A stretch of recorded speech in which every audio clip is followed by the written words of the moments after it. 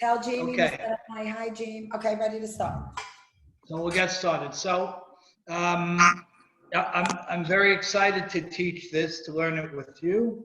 It's a fundamental element of who we are as a people, how we approach life, how we approach HaKadosh Baruch Hu. It's really a defining element. So Eli, to you and the boys, to your credit, thank you for requesting it, and I love it. I mentioned to Eli earlier in a text that there's a lot to talk about. We're going to try to get it done in one shot, but I don't know that we will, but that's a good thing. We may have to do it in 2 classes, and if so, let it be. In order to understand who Hanah is, and therefore how she becomes the Av, or the aim of prayer, she becomes the archetype of prayer in the Jewish people. Our rabbis write in the Talmud that prayer, as we know it, is fashioned based on her approach to it. So we've got to understand about her. The book of Shemuel opens with the story of her and her spouse and her life and what led up to this. She ultimately gives birth to a child who some of our rabbis say could be the Gilgul, the reincarnation of Moshe Rabbeinu, Shemuel Hanavi. So you're talking about a very heavy, laden, beautiful, exciting story. And again, in order to understand the words that she ultimately says publicly in the square of the town where the courts were typically held, which was very unusual for a woman to hold court, a woman in ancient times to hold court in the town square. Before we understand those words, it's important to understand where it all came from and what gave birth to it, because it's very, very relevant and very practical for all of us. Good? Okay. So we're going to go through a handful of the psukim that create the context for this, and we're going to call out certain key terms that are used in Sefer Shemuel to highlight what's about to be discussed. So the first pasuk in the first perek in Sefer Shemuel says, "Vayhi echad min haramatayim sofim v'har Ephraim u'shmo Elkanah ben Yeroham ben Edbu ben Tochu ben Suf ish Ephrati." Let's look at this, because again, everything here, there's meaning and punch and emphasis. Everything is treated that way.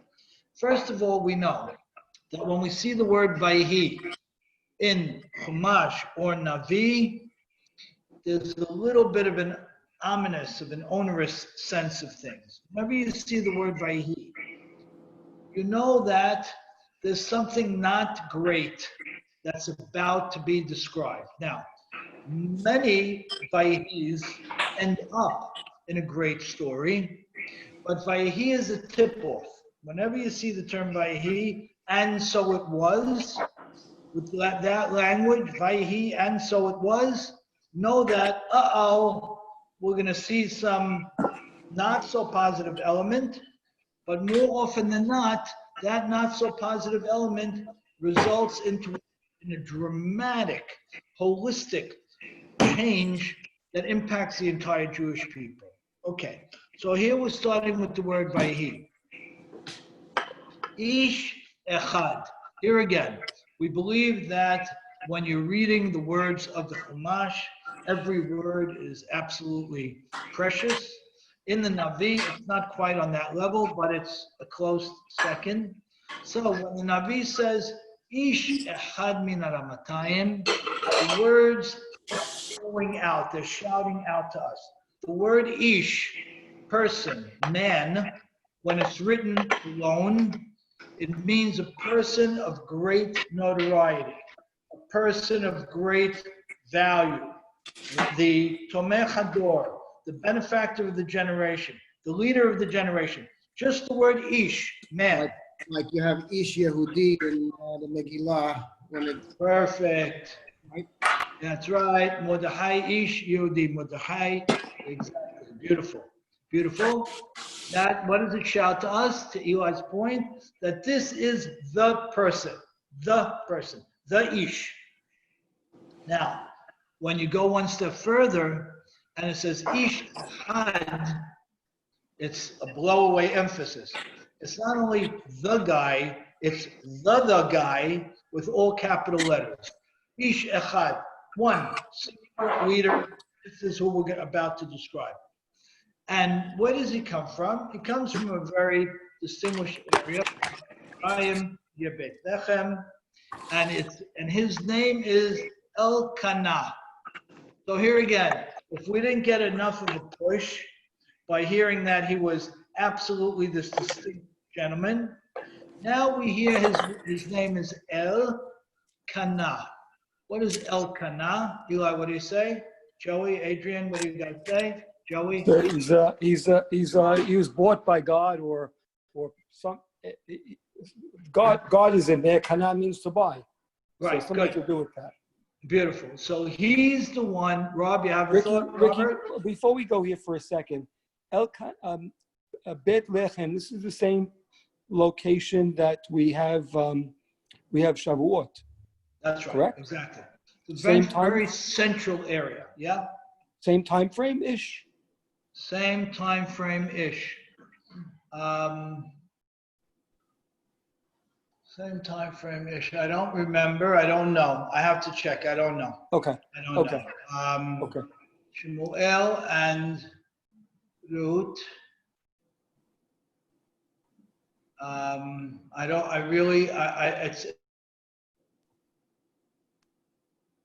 don't know. I have to think about it. Okay. My senses know that Shemuel precedes it dramatically, but I'm trying to get some dates in my head, and it's not clear. We'll circle back to it in a few minutes. Okay. So the word Elkanah, to Joey's point, is someone who buys God, not in a negative sense, but it's like koneh haver, when a person dedicates himself to that relationship with God. So when you have the term kel kana, you're talking about a person who's dedicated his life to God. Good. And then, of course, we mentioned his father, his great-grandfather, his great-great-grandfather. And here again, tip off in the Navi or in the Chumash, when something like this is done, it means every one of these people is of great distinction. And we know that when one of those is skipped, it means that the skipped person is not of great distinction and everybody else is. So over here, you're looking at a person, father, great-grandfather, great-grandfather of great distinction. Good. So we have the right framework.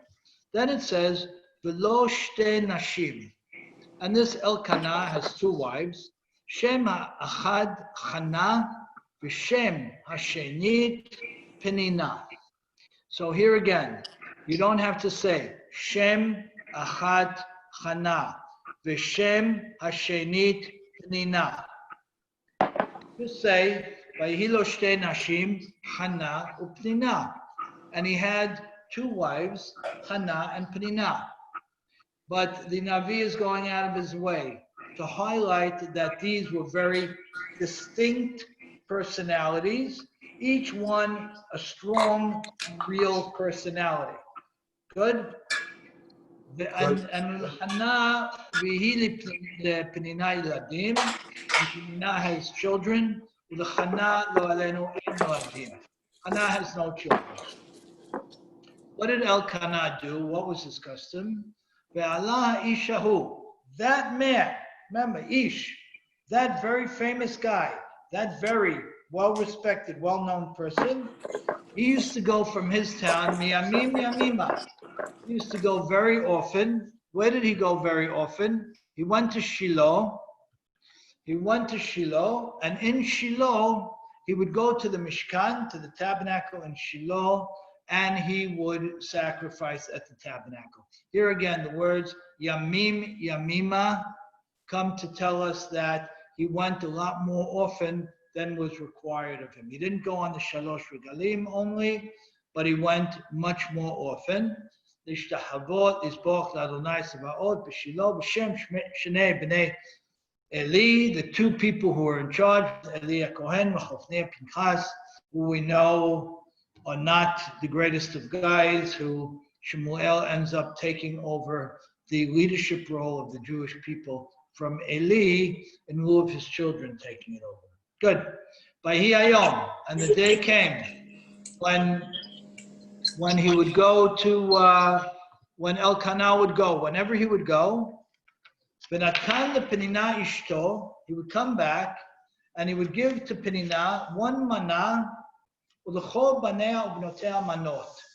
So the Navi is going out of its way to tell you that Penina had many children, boys and girls, and when Elkanah comes back from Shiloh and he sacrifices something, those korbanot, those sacrifices that people partake in as well, he would bring back a piece of that sacrifice for Penina and each of her children. Good. Ul Hanah, and for Hanah, lo aleno, the barren wife, yiten mana achat apayim ki et Hanah ahev v'Adonai sagar rachma. For Hanah, he would give a double portion because he loved her. What's the suggestion here? He loved her despite the fact that she didn't bring him children. And now you see the bombshell, Adonai Sagar Rahma. What does this remind you of? What does it remind you of? Well, we know HaKadosh Baruch Hu deliberately did not allow a certain lady to have children. Which one? Eli. Well, you had Sarah. Right? Sarah didn't have children for many years. Rivka as Right, and Rivka as well. after that, Rachel. who else? Rachel. You had Rivka, And you had Rachel. Rivka, and you had Leah, right? Three of our matriarchs, right, were barren for decades. Now, based on this and similar psukim, Adonai Sagar Rachma, and God closed the channel from which she can conceive. What does that terminology suggest? What is the terminology? That sounds to me like it wasn't just I always looked at when these women couldn't have children as being just like a stroke of bad luck or a sign of the times or something like that. Over here, I never heard this before. Beautiful. It sounds like Hashem intentionally did something as Beautiful. opposed to passively. Now, beautiful. Now, this brings a very important perspective in Judaism. And let's touch on it because the Navi is shouting it. Vadonai Sagar Rachma is to your point exactly, which means that when someone faces an adversity, whether it be physical, emotional, whatever it might be, generally speaking, HaKadosh Baruch Hu brings that onto the person in order for that person to self-realize. The classic example is Moshe Rabbeinu, right? Had a speech impediment. That HaKadosh Baruch Hu, there's a midrash that he put his hand in the hot coals and not the diamonds or the jewels, so that the malach, the angel, moved his hand so that Paro wouldn't murder him, thinking he might be a leader someday.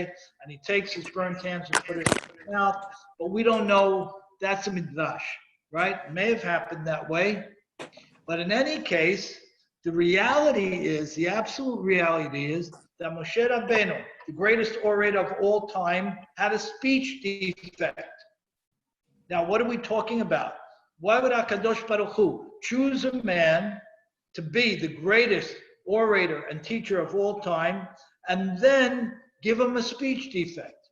And that's exactly the point. We believe when a person has a physical challenge, an emotional challenge, that HaKadosh Baruch Hu goes into the completely healthy vessel and breaks it a little bit. And why does HaKadosh Baruch Hu do that? Because that's the way for that person and the people closest to that person to self-realize.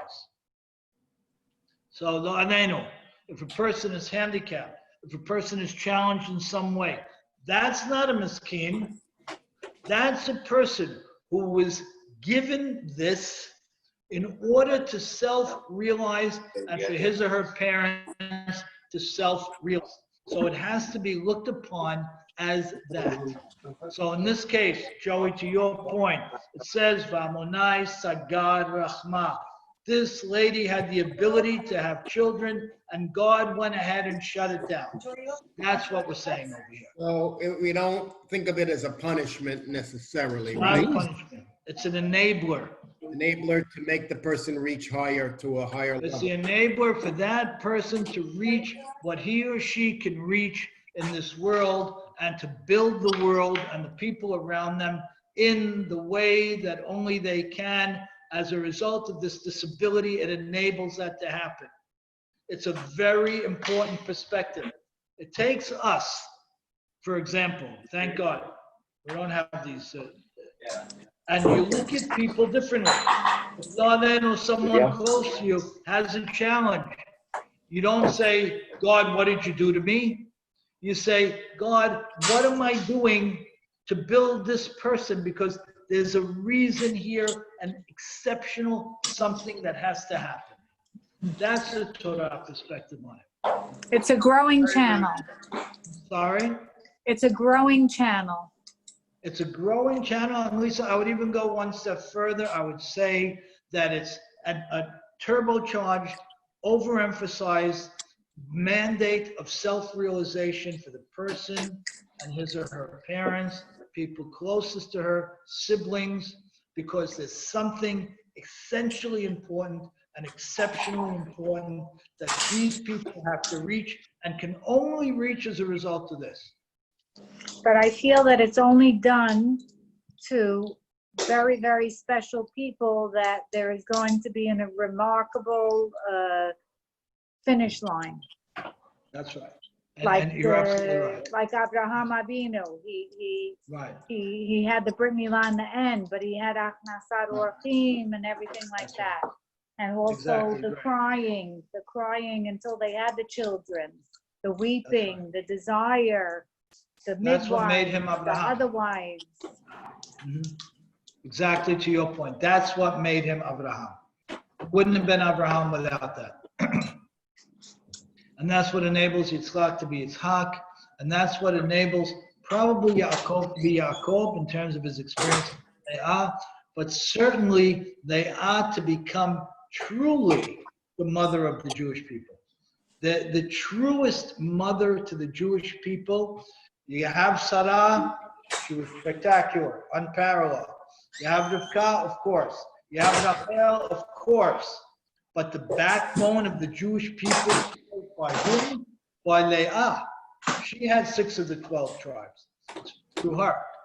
So, to your point, Lisa, it creates the opportunity, the track to build that only can happen in that way. But Ricky, I wanted to ask you, there was another character in the Navi named Elimelech. Right? Also, you could argue maybe was put in a position where he could have helped the Jewish people, and maybe he didn't realize it or what, but he didn't reach the height that maybe God positioned him to reach. In what sense? I'm saying, look what happened to him, where he, the people were hungry. They came Oh, to absolutely. him, and he ran. Absolutely. And he went. You're right in calling him out. I wouldn't parallel it exactly to this case in terms of the great, a giant physical adversity that the human being faced. This was a great financial adversity, but you're absolutely right. He was into Lord. He was the Elkanah of his generation, and he checks out. It could His be. challenge was much less of a challenge than Hanah's challenge. Right. Right. Had money, lost money, the land of Israel and his people going through a bad time. He doesn't want to help people, according to the Midrash. We're not sure why exactly he left, which is, it defined him ultimately, to your point, and it didn't define him well. Not Over necessarily. here, it's that much more horrific. It's not It's the necessarily. essence of the human being. Not necessarily a given that person is gonna realize what, how Right. God is positioning him and reach higher necessarily. True, you're right. It's not a given. You're right. Good. וכי עשתה צרתה גם כעס בעבור האימה, כי סגר אדוני בעד רחמה. And Penina, it seems, the lady who had plenty of kids, didn't really take very well to Hanah. She wasn't so happy that Hanah still enjoyed the love of her husband, that she got a double portion of the sacrifices. Where does this remind you again? It reminds us a little bit of Leah here as well. Good. V'chein yaseh shana b'shana. Every year, every episode. Shana doesn't necessarily mean a year.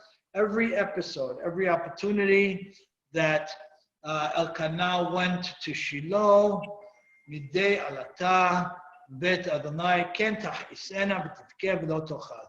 Every time that Elkanah would go to Shiloh, make the sacrifices, and bring back that extra portion to demonstrate his love for Hanah, she would cry bitterly. It hurt her bitterly. Now, tell me, respond to me, what hurt her so bitterly? It's a tip-off in the next pasuk, but you tell me, if someone still has the love of a husband, right? Should have the love of a husband under any circumstances. But in ancient times, there was a lot tied to bringing forth the progeny, right? But this woman still had the love of her husband. And he expresses that love in the way that he feels is the most sincere. Why would she be so hurt and so angry? Because of the other wife was rubbing it in her face. Great, beautiful job. So it doesn't say she was jealous, which she may have been, right? She may have been. I believe that you're probably right. But it says that she was angry at him. She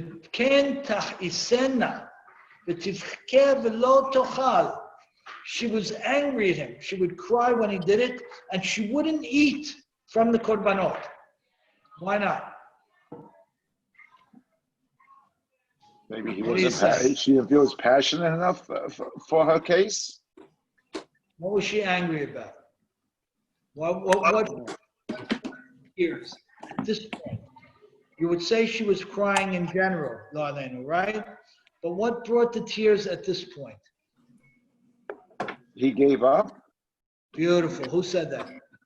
Joey. Joey? Shabby. Perfect. He Somebody. gave Gave up. He That's gave why she had to take matters. She had to take matters into her own hands. Exactly. So let's look at the pasuk. Vayomer la Elkanah isha Hanah, my dear wife Hanah. Lama tivki? Why are you crying? V'lama lo tochli? Why aren't you eating? V'lama yerad levavech? And why is your heart sad and evil and bad? Why is your heart bad? Halo anochi tov lach me'asara banim. This is a classic line in our literature. Aren't I as good to you as 10 sons? So to Joey's point, what becomes crystal clear at that point is that he gave up on her having a baby. That's why she was so angry, because he gave up and he's placating her. Now, you see the term in the 9th pasuk of the first perek, Vatakom Hanah acharei ochla b'Shilo, v'acharei shota, ve'Eli Cohen yoshev al kisei amzuzot hechal mishkan. What happens? We have the classic term, and some of you are familiar with it. Yeah, what is it? You're picking her up? Vatakom Hanah. What does that mean? Whenever we see the term Vatakom in Torah Go literature, the other way. It's better. huh? No, but that's the other way is, For the block further. what's the block? What does it mean? Oh, it's the. What's that? Got up. Good, thank you. Yeah, what does it mean in Torah Yes, I'll literature? go. It's a very strong term. That's all. Oh, all right. Well, that they don't know what Whenever you Pasha is. That's Whenever you see the term batakom in Torah literature, it means that someone took charge of his or her life, and as a result of that, their life will completely change, as will the destiny of the Jewish people and those the Jewish people impact. You got to hear this very, very carefully. Batakom, It's not just bayakom. about yourself, you're saying? You Exactly. didn't just Joe. change your Beautiful. own destiny, you're changing the whole Jewish world's destiny. Beautiful. Beautiful, exactly. So when you see the term batakom, when you see the term bayakom, we see it with paro, we see it with others. Whenever you see that term, you know that not only did that person take charge of his or her life, but there will be a profound, immeasurable impact to the Jewish people, generally speaking, a very positive impact. And that impact may reach beyond the Jewish people to the world in general. So when it says here, Vatakom Hanah, Achrei Ochla B'Shilo, she ended up eating the extra, the 2 portions he gives her, and she has something to drink. And Eliah Cohen is sitting there. He's the Cohen of the time. She stands up and she decides the game is going to change, her life is going to change. And now the Navi puts it into context and he says, V'hi marat nefesh. She was very bitter of spirit. V'titbalel al Adonai ubachot tivkeh. She was very bitter of spirit. She was consumed by her pain. She prays to God and she cries. Batidor neder. We're going to discuss these points in a minute. And she makes a vow, Batomer, Adonai Sevaot, God of power. Imraot tir'eh ba'oni amatecha. If you see the impoverishedness of the person praying, of me, she says, Uzahatani, and you remember me, v'lo tishkach et amatecha. Not only do you remember me for who I was, but you don't forget me to allow me to build my life going forward. V'natata la'amatcha zera anashim. Give to your slave girl a lineage of children. She doesn't only ask him for one child. She asks for children. She asks God for children. Untativ l'Adonai. And at least the first child I will dedicate to God. Not only will I dedicate him to God, but he'll be a Nazir. He won't partake in many of the basic pleasures that men partake in this world. So it's essential to know a few of the elements here so you can understand, so we can understand where we're going with the ultimate prayer that she makes. So let's look at them quickly. V'hi marat nefesh. What does it mean to be marat nefesh? To be bitter of spirit. What does that mean? What does it mean to be bitter of spirit? Very strong Torah language. It means that she had essentially given up on the human side of help, and her spirit, the focus, was completely dedicated to God. Ubachot tivkeh, double emphasis on the fact that she was crying. Why would the Torah the Navi put a double emphasis on this? Robert, what do you say? Why would the Torah put a double emphasis?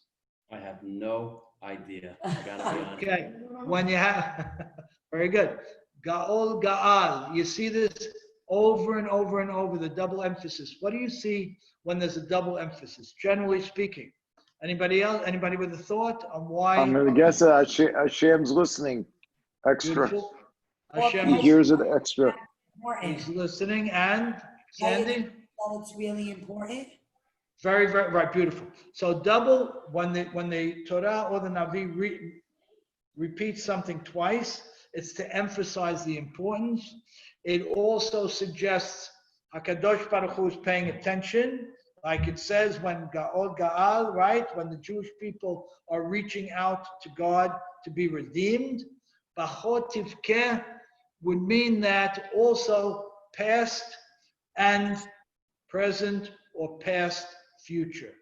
So you have emphasis, you have engagement from God, and you have a continuum of a certain state of being that's shouted when we see it, terms like this repeated.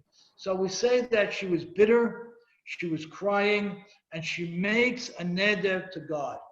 What does she do? She makes a deal with God. Very, very interesting. Our rabbis are shocked. What right does anybody have to make a deal with God? Who are you to make a deal with God? She stands up and she says, listen, God, give me children, and I'll take the first one and I'll dedicate him to you. If you do this for me, I'll do this for you.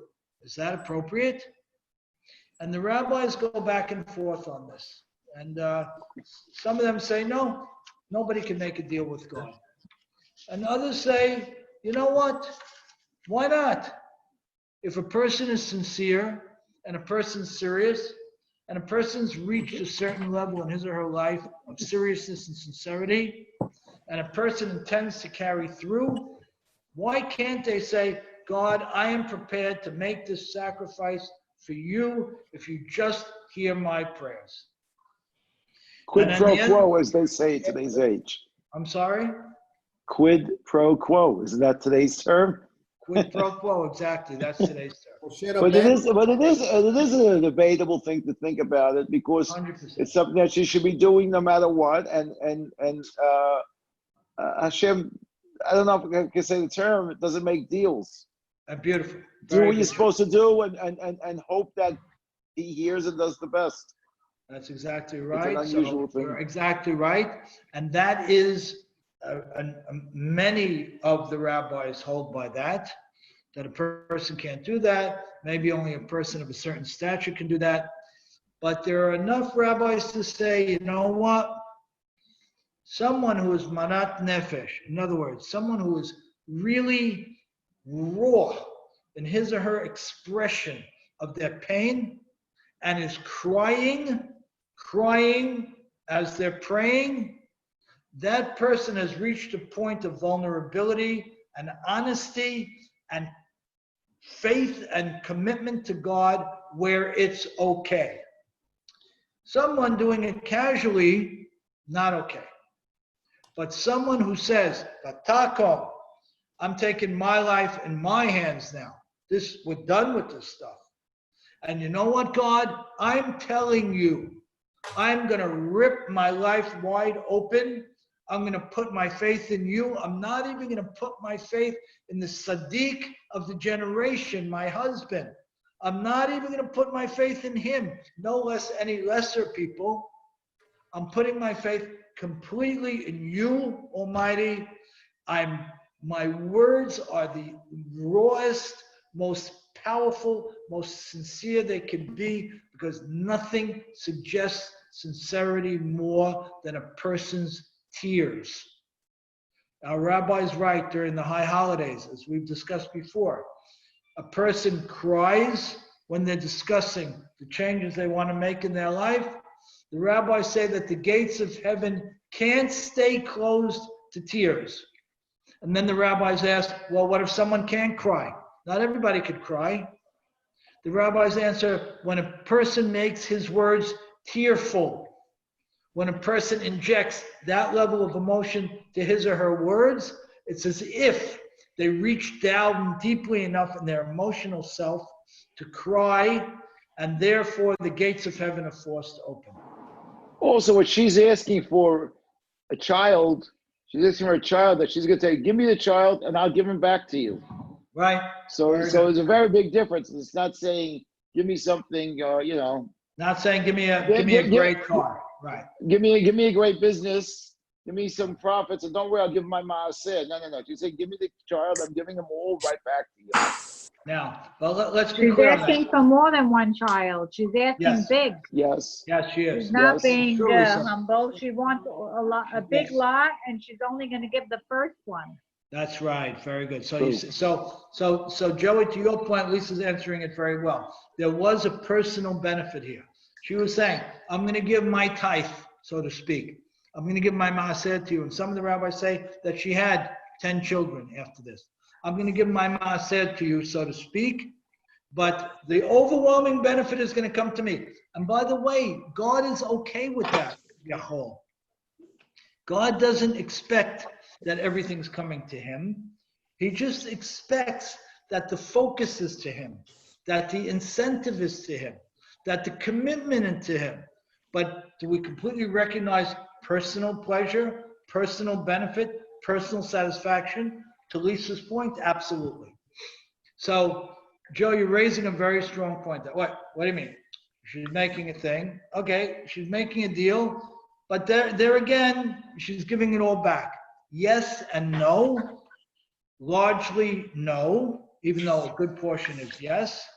And God is totally okay with that. And that's why he asks us to give a tithe, 10%. He doesn't ask us to give 80% back. He says give 10% back.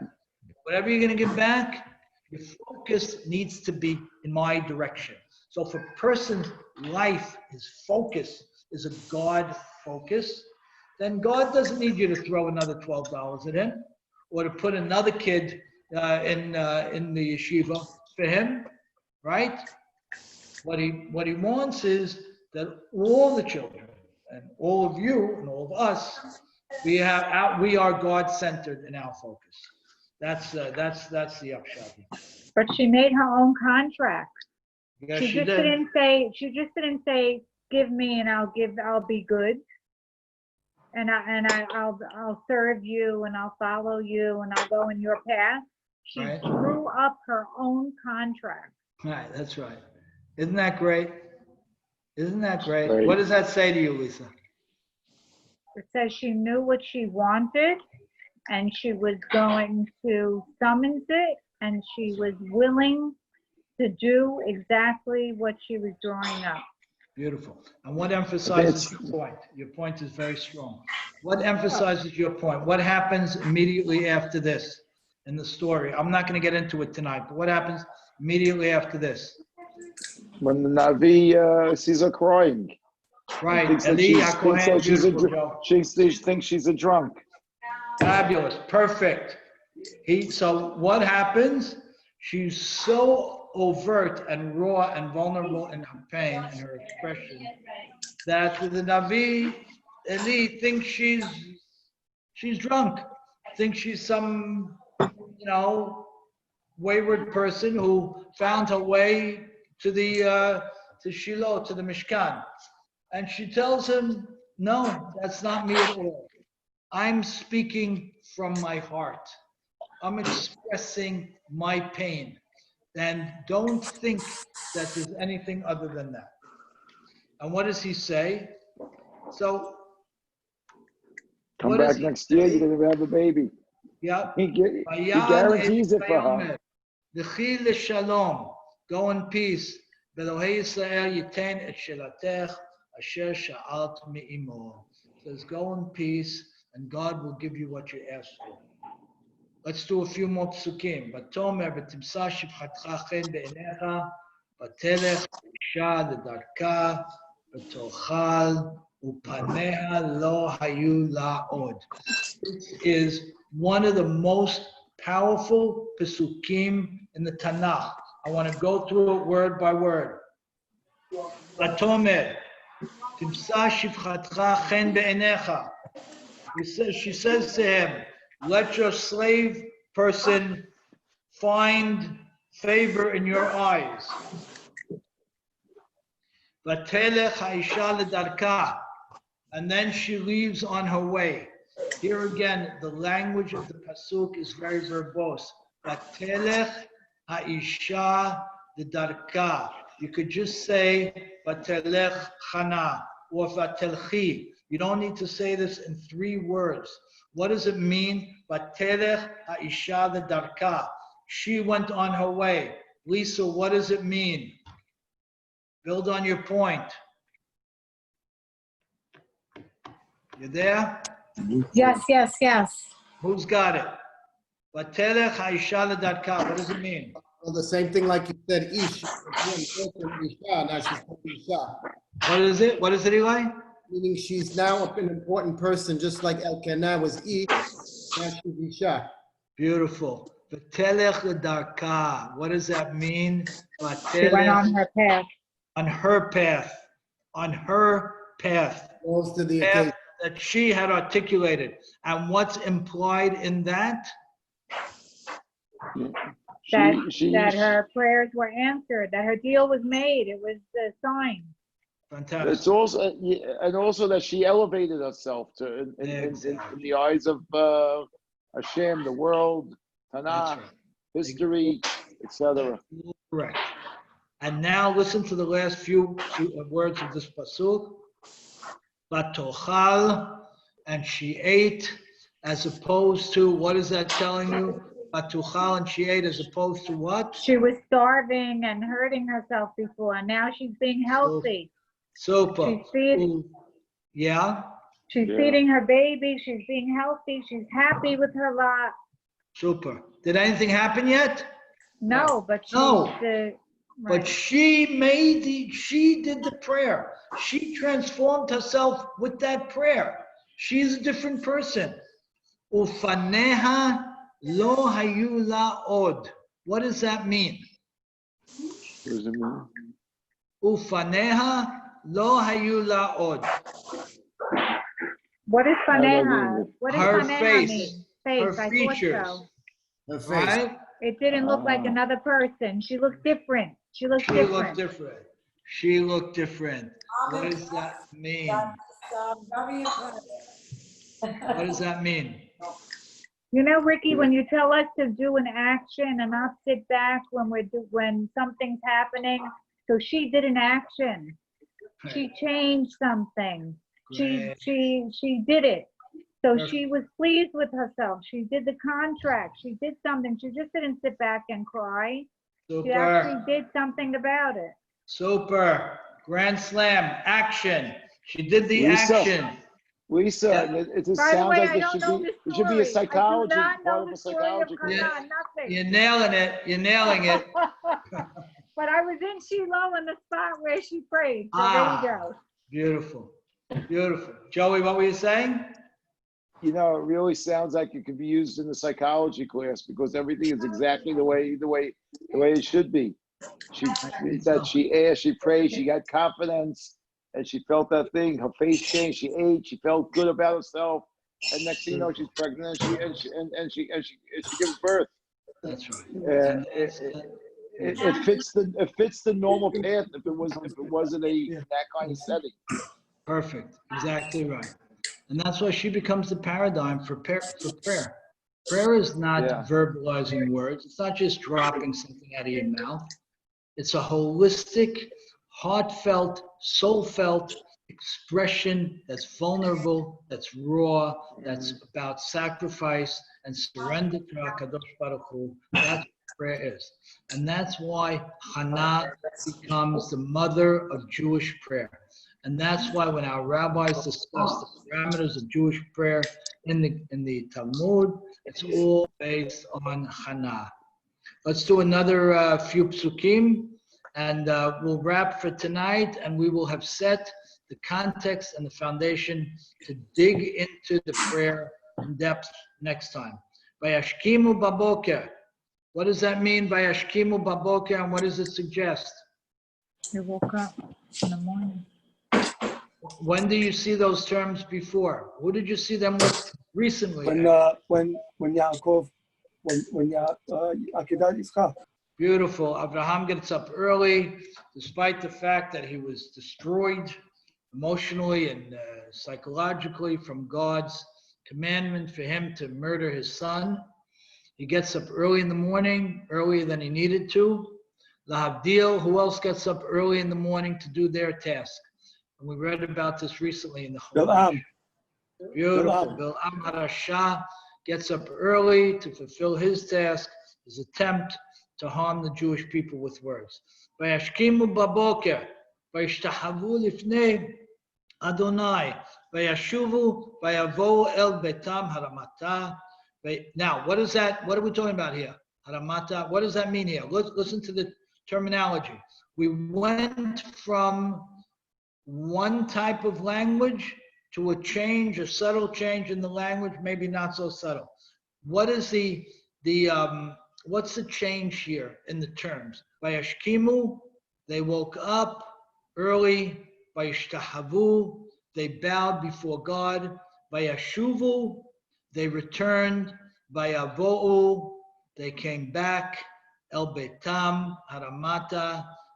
Who is being referenced now? Who comes back into the story? Who was pushed to the side for a while and now is allowed back in? Elkanah. Beautiful, perfect. Elkanah is allowed back in.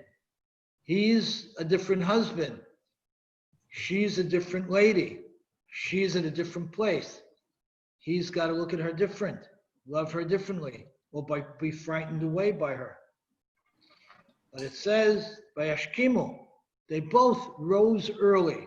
Vayishtahavu, they both came to pray, to express some level of closure and gratitude. Vayashuvu, we touched on the term Vayeshev by Eli and Fanny's house briefly the other day. Vayashuvu means they were going home. They were becoming true to them. They were reconnected with the quality of life that's so important to them. Vayavo'u el betam.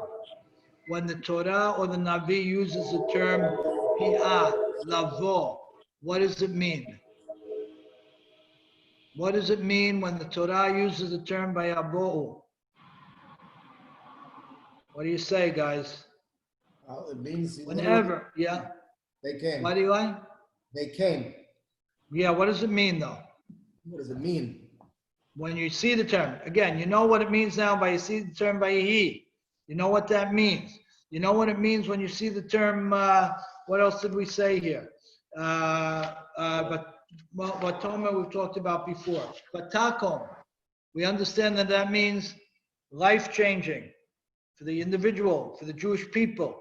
We said Vayihi means that you're going into an onerous and difficult period, which will result ultimately in something good. Whenever you see the term Vayavo'u, it means that there was an elevation, a spiritual elevation. Whenever you see the term in the Tanakh, Vayavo'u, and they came, it means there were, from this action, this physical action, there will ultimately be a spiritual elevation. What happens? They get home. Ve'eda Elkanah el Hanah ishto v'yizkareh Adonai, and Elkanah knows from an intimate point of view, his wife calls her Hanah ishto. Doesn't simply say Hanah. Now she becomes the primary wife. Hanah ishto. Could have easily said Hanah v'yizkareh Adonai. And even with his newfound attention to her and appreciation of her based on her willingness to go it alone and her newfound courage, it still needed HaKadosh Baruch Hu's blessing. And it says, V'yizkareh Adonai, and HaKadosh Baruch Hu remembers her and blesses her. She becomes pregnant. And what does she call her son? The name of the book we started, that person who might be and is, according to some, the mirror image, the Gilgul of Moshe Rabbeinu. Vatikra et shemo Shemuel, ki me'Adonai she'alti. She calls his name the name of God, Shemuel, Shemuel, because she asked him of God. Okay, so when several months later she has the baby, she goes to the town square and rocks the world again by standing publicly in the town square to proclaim her pain and her gratitude. And that's what we're going to do next time, which is the actual prayer. But in order to understand her prayer and the words that we're going to delve into in the next class, now you know who Hanah is, who Elkanah is. You have a sense of who Shemuel is.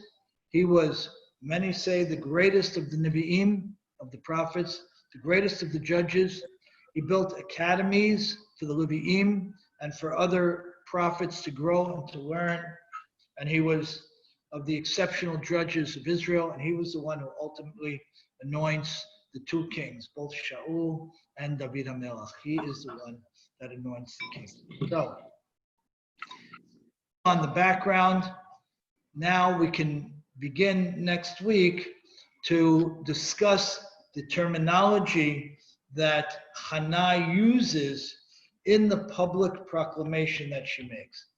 And I believe only now that we have the detailed background on her life will we enjoy and appreciate the magnitude and the punch and the courage of her words, which make up the Tefilat Hanah that many of us say, if not every day, very often. Good. Questions, thoughts? No, it's amazing because the teaches you to take things into your own hands, teaches you to talk to Hashem yourself. You don't need any intermediary. You have a one-on-one dialect, and that's the Jewish way is a one-on-one dialect. That's right. Use your words, cry to Hashem, and Marat Nefesh, allow yourself to be vulnerable. Allow yourself to express your pain. Allow yourself to express your fears. Allow you to express your appreciation. All of the above. Raw. Marat Nefesh. It's such a strong. She didn't just drop a couple of tears. She completely let herself go emotionally and became completely vulnerable to God. And that becomes the paradigm for prayer. Fantastic. What did Elkanah do to change himself when she came back home? What exactly did he do? It's a super question. It's a super question. And we don't know much. It's not written. No, we don't know that he did much. All we know is that he was with her. Yeah. Vayashkimu, vayishtahavu, vayashuvu, vayavohu, vayeda et Hanah ishto. Right? We know that he valued and appreciated and was a partner. You know, different than the situation with Naomi, right? Well, he addressed her as his wife, Right. whereas before he was defensive and said, "Aren't I enough for you? I'm like 10 sons." That's by Yeshuva first. So now he's calling her his wife. Beautiful. Yeah, but Before he was defensive, so he did a I think lot. she became his equal. I think so too. Maybe he became the equal. Yeah, that's She's now. injury, but that's after. What's that? Came after. Yeah, after What'd you she say? expresses herself. What are you saying, Eli? What are you looking for? I'm asking what Elkanah did significantly to warrant the words like Yeshuvu, V'yavo, all those strong words you said. Right, did he do anything? It's not clear that he did anything. It's not clear that he did anything other than respect where she was. It's not clear that he did anything. Right. Very good point. We know what she did, and it's significant, and it's very descriptive. But with him, it's like they snapped the finger and he changed. Yeah, he just followed along, as opposed to whom I think what you're struggling with here, and it's a very real question, is Yitzchak Avinu was different with Rivka. When Rivka makes herself totally raw and vulnerable to Borei Olam, we believe Yitzchak did the same thing. That in the beginning, Yitzchak treated her the same way. Well, what do you want from me? It's your problem. You're the barren one. What do you want from me? But then over time, and don't you come from a lineage that wasn't so great, right? The rabbis say in the Midrash, maybe that's what you're getting punished for. But then when Yitzhak ultimately appreciates I'm not going up there now. she is vis-a-vis her father, right, and brother, and then you see that he runs to her defense and advocacy. And to your point, Eli, it's not clear that Elkanah did that here. It's not clear. Because it sounds like they were together, but it doesn't suggest that he now picks up the banner and starts running. It suggests that he looks at her differently and is with her on it. Calls her Ishto, so she clearly grew in his eyes, but to say more than that, which we'd love to say, hard to say more than that. Yeah, not from the literal. Not from the text. And to your point, when she goes out and she does her public proclamation, he's not even mentioned. Not even mentioned. Right. Yeah. Doesn't say, but titpalel Hanah ve'Elkanah. Doesn't say, but titpalel Hanah bifnei Elkanah.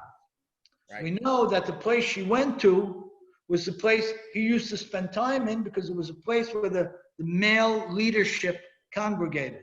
But you don't hear him as being a participant in it. No. True. Is there any connection because her name is Hanah and his name is Elkanah, like Hanah and Hanah? I don't know. It's a nice question. I'm not sure. Hanan means chonen, means mercy, more to the mercy side, whereas kana is more to the earned it side. But it's interesting, it's a very interesting question because we say that names in ancient scripture are the names used are not always the primary name that the person had, right? Ploni Amoni in the story of Ruth, Joey Sabag mentioned the story of Ruth, that wasn't his name. His name was Tob. The Navi changes his name to describe his behavior. And Machlon and Kilion in the story of Ruth also, Elimelech's sons.